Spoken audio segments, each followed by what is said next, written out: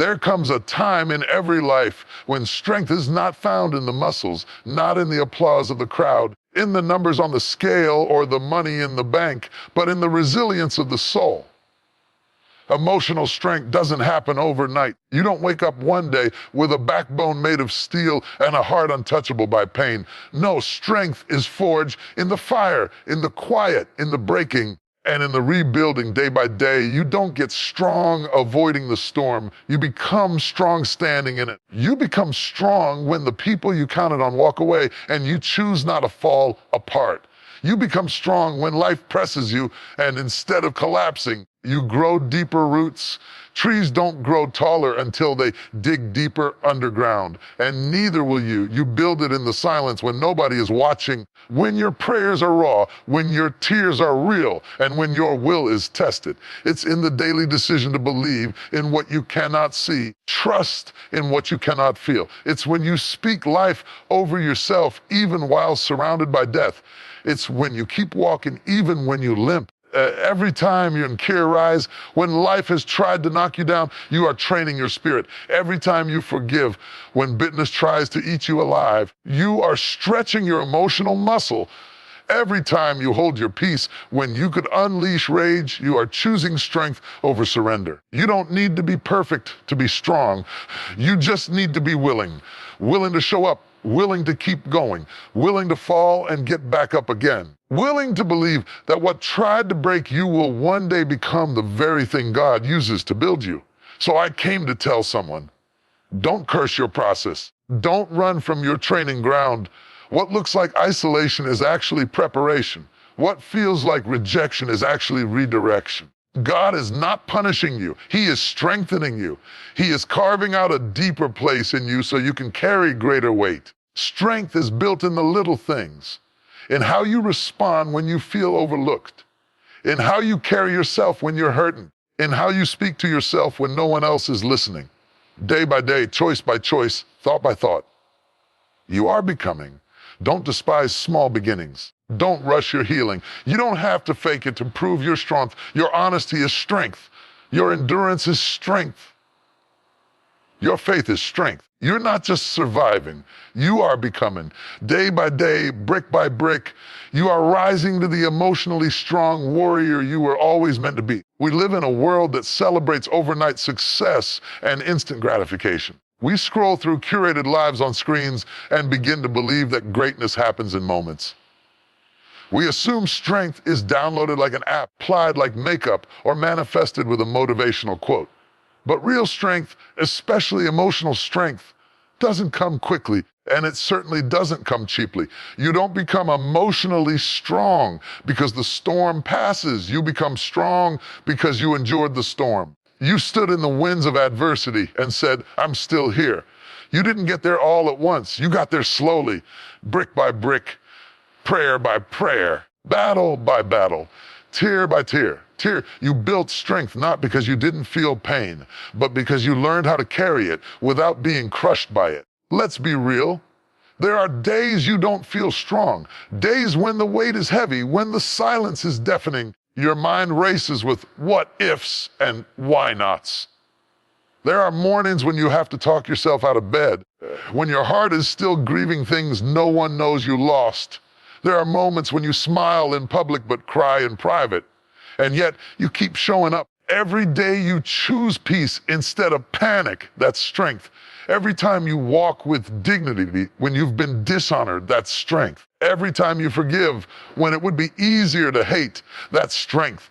Emotional strength doesn't require applause. It doesn't need a stage. It's not loud or flashy. In fact, most of the time, no one even sees it being built. You don't learn strength by escaping life's difficulties. You learn it by pressing through them, by learning to breathe through the tension, by finding beauty in brokenness, by surrendering your will to a greater plan, by trusting what you cannot see more than what you feel. We all want the power to overcome, but few are willing to walk the path that produces it. Emotional strength doesn't come from pretending nothing bothers you. It comes from confronting what does and healing from the inside out. That takes time, takes process. That takes intention.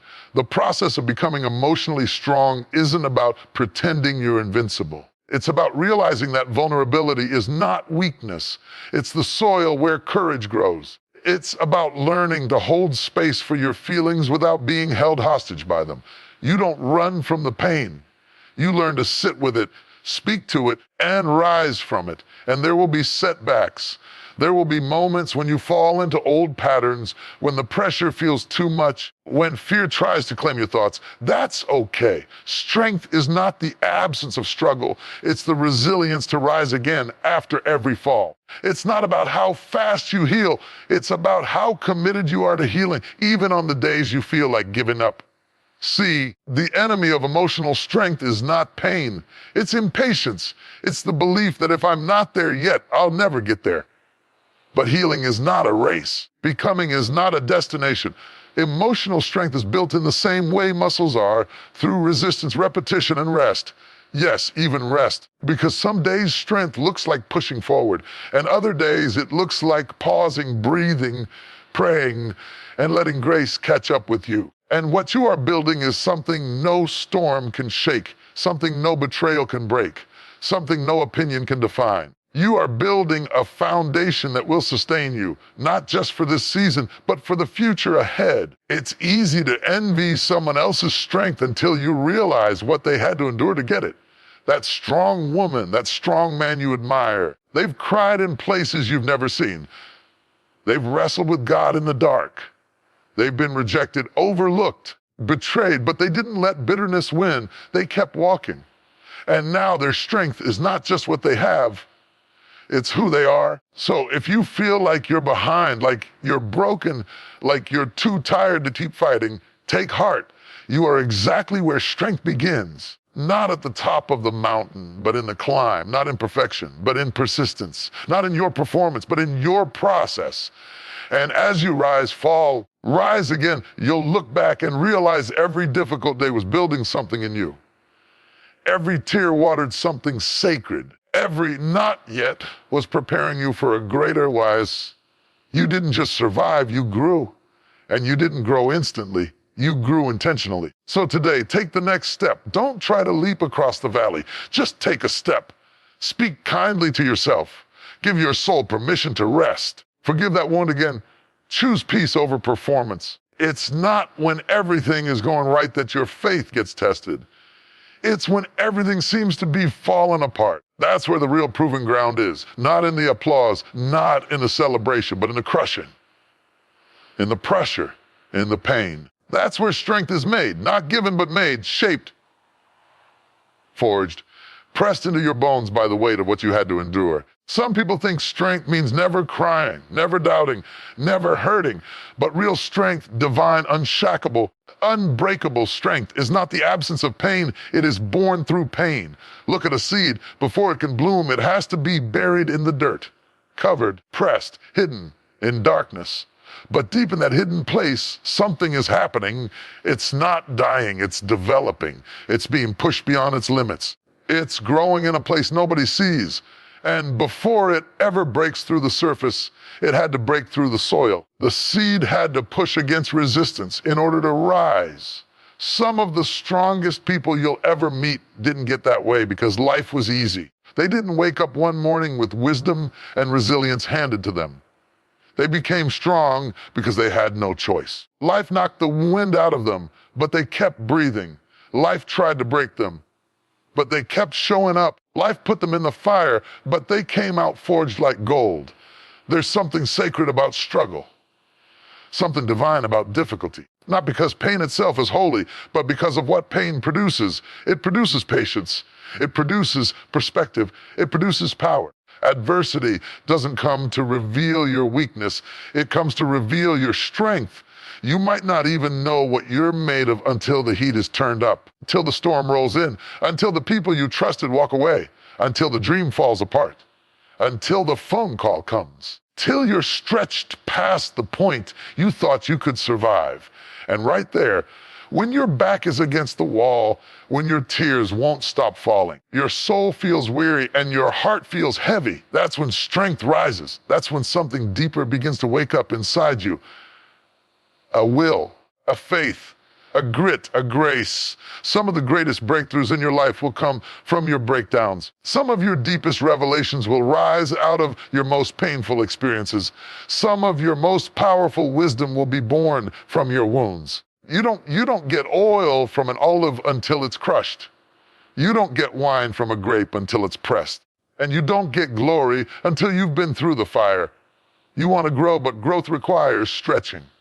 You want to rise. Rising often requires falling first. You want to lead, but leadership comes with loneliness. You want to be free, but freedom comes with a fight. You don't gain strength from running away from the hard places. You gain it by standing in them.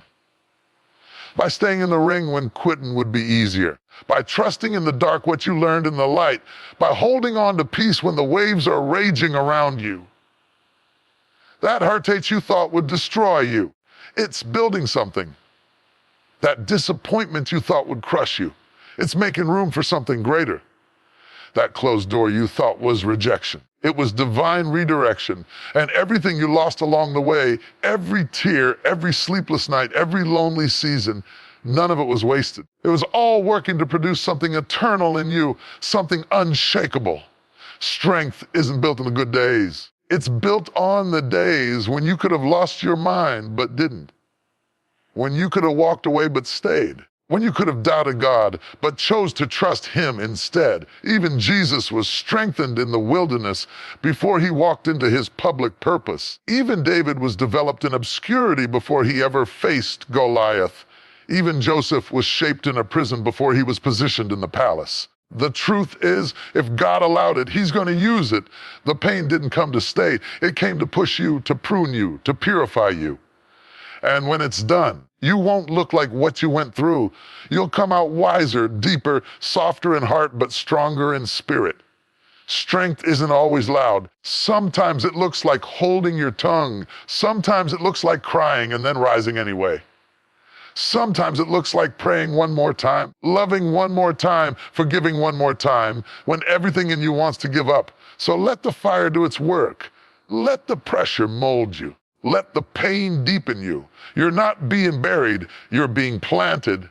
You're not being punished, you're being prepared. And the same God who is allowing the storm is the God who will speak peace over it when it has completed its work. We often applaud the image, what people present, what they perform, how they speak, how they carry themselves in the spotlight. But the truth is, real resilience is not born on stages or in crowds. It is cultivated in silence. It is built in the quiet places where no one is clapping, no one is posting, no one is affirming you. It is birthed in the space where it's just you, your thoughts, your tears, your doubts, and your God. Resilience doesn't show up out of nowhere. It grows from the choices you make behind the scenes.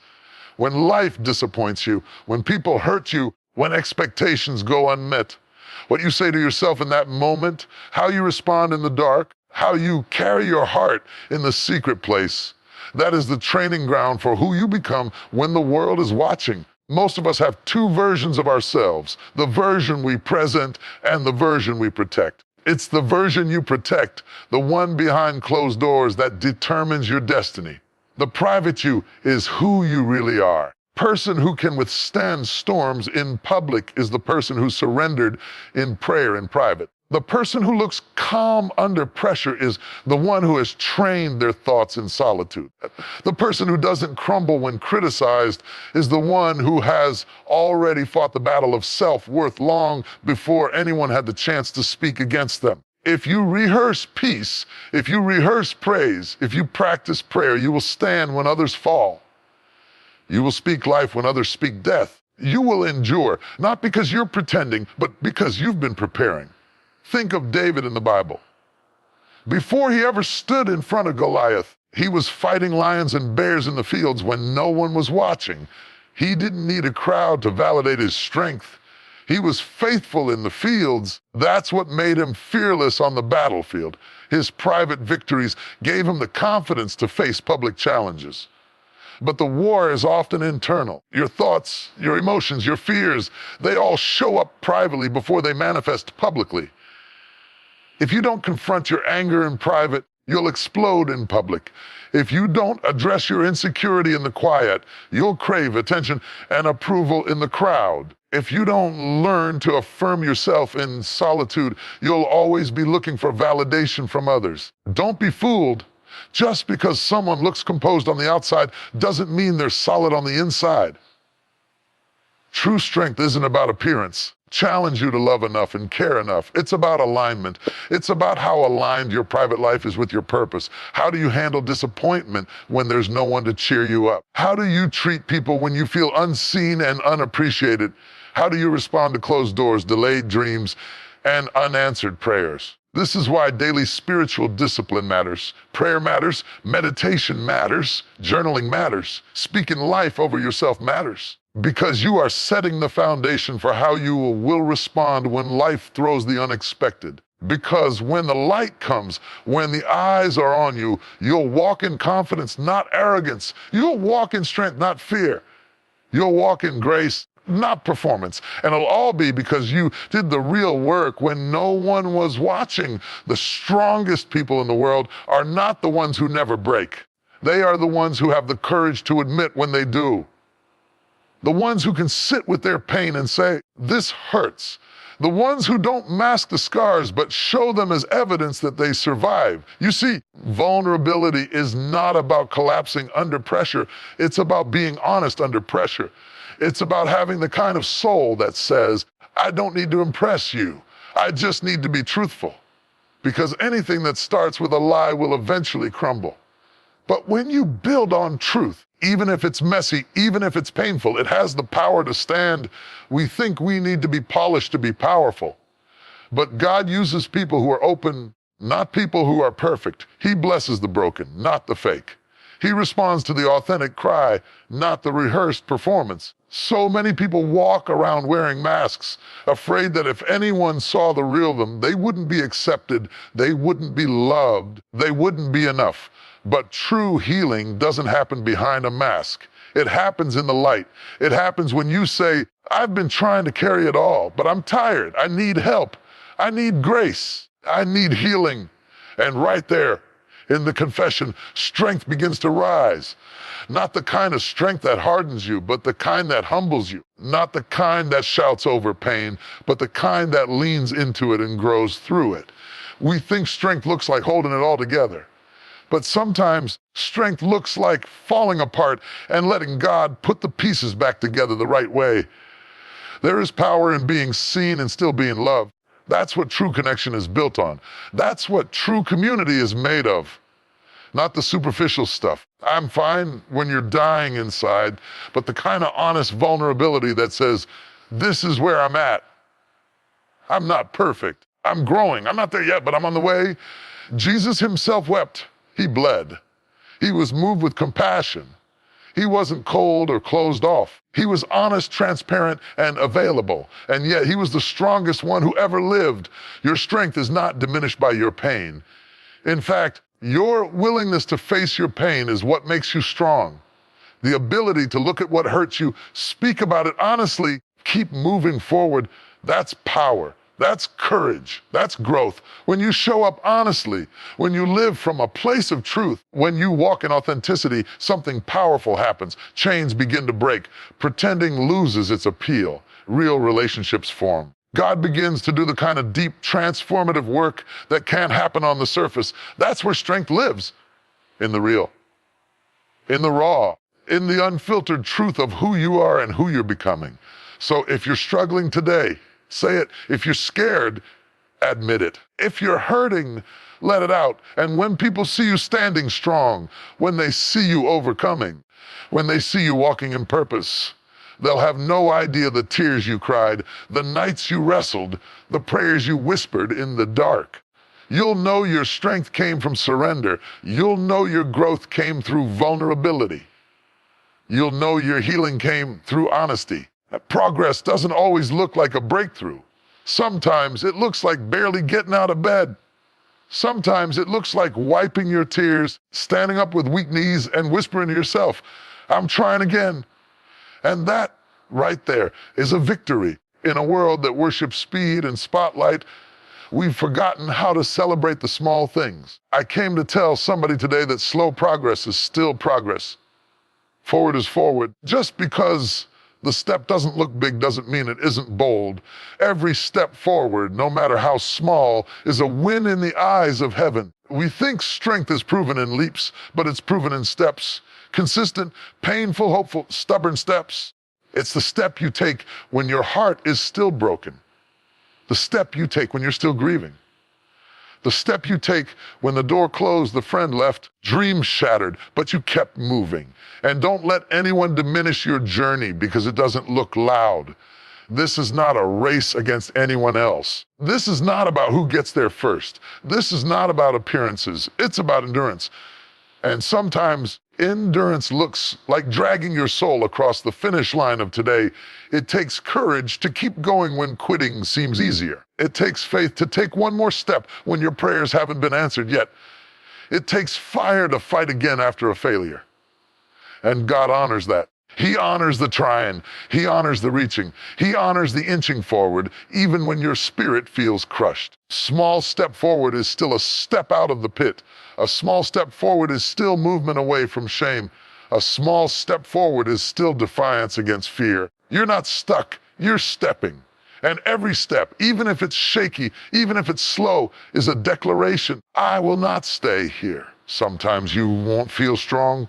Sometimes you won't see progress. Faith is walking when you don't see the ground beneath you.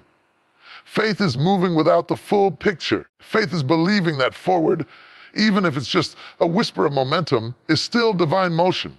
When God delivered Israel out of Egypt, He didn't teleport them into the promised land. He led them step by step, day by day, desert by desert, obstacle by obstacle. And even though it felt slow, He was with them every step of the way. The journey wasn't wasted. The waiting wasn't meaningless. Every footstep, even when wandering, was part of their deliverance. The enemy wants to shame your progress. He wants you to believe that because you're not sprinting, you're failing. If you're not healed yet, you're broken beyond repair. But God says, keep going. Even crawling counts. Even limping counts. Even dragging your weary soul counts. You're looking at other people's highlight reels, comparing your process to their outcome. But hear this clearly. You are not behind, you are becoming. God has you on a divine timeline. He's not impatient with your progress. He's not rushing your restoration. He's not measuring your worth by your speed. He sees that one prayer you whispered when you didn't even have the strength to cry out. He sees that moment when you said no to the thing you used to run to.